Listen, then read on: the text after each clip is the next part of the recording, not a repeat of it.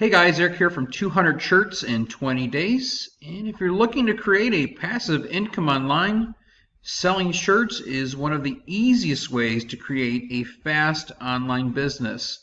I've been doing it for 3 years now, so I can tell you that it can be something that you can do steadily as a side business, or if you get good enough, you can actually do this full time. But again, it depends how much time you want to spend on it. But what I want to talk about today is a topic of selling on Teepublic, and this is the platform that I use, and how to sell without spending on ads. But before any spending at all, because some people spend money right away, you should make sure that your store is optimized. So for those who don't understand optimizing, you're basically taking advantage of every opportunity that you possibly can to be seen. So when you post a shirt, you have to be strategic about your approach when promoting a design. Some people will tell you to make a bunch of designs and throw them up and see what sticks. But you want to think about who your target audience is. If I'm making shirts that pertain to dogs, I may want to micro niche that to a specific dog design. So if I'm into making dog designs, I can target a specific breed, which will then in turn target a specific audience. So let's take Yorkies for example. You can see I'm on this page right now and specifically looking at Yorkie shirts. So I'm interested right now to see what the most popular is. So Teepublic's made it really easy and user-friendly. So you can sort by either the newest. So if I click on newest, these are designs that were just made. So if you're not used to Teepublic, I'm just showing you real quickly here. But I'm interested in popular. Why? Because this is where we're going to talk about keywords and things of that sort and filling in descriptions to the fullest extent and why you need to make sure that this is done. So you don't want to leave your descriptions blank. But going under the popular here, you can see what's popular, what pops up. So let's just scroll down. Let's see. Let's just scroll down. Let's just say this one right here, Yorkie T-shirt.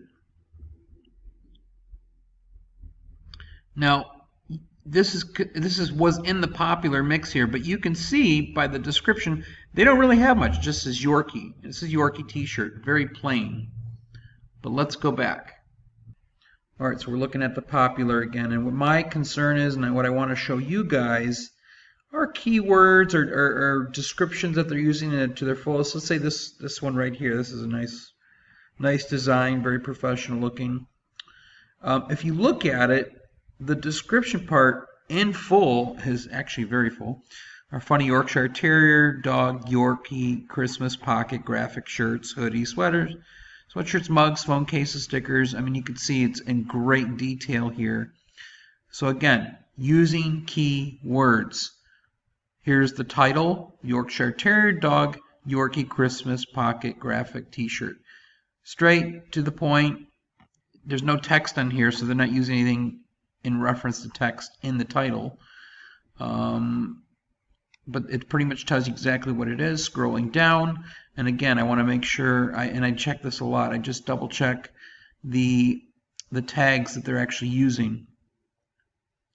Okay, here's things related. Christmas, dog, ugly Christmas, Yorkie, costume, gifts, Christmas gift, Yorkshire Terrier. So again, a variety of tags here, usually 10 to 15. Let's go back. Now this is one that I saw a little bit earlier. It was pretty detailed actually. This one right here just says Yorkshire Terrier for the title. But you can see again the description. This goes into great detail about the actual breed itself. It says developed during the 19th century in Yorkshire, England to catch rats in clothing mills. Again, very wordy, but you get the point. Title, description. Let's see what they used for. Let's see the tags. Yorkie mom, dog, Yorkshire Terrier, Yorkie love, Yorkies. You get the point. They really optimized what they wanted to get across. And so if somebody is doing a specific search, then these keywords could pop up. So it's important to note that the use of your description, use of keywords, that's going to help someone find you.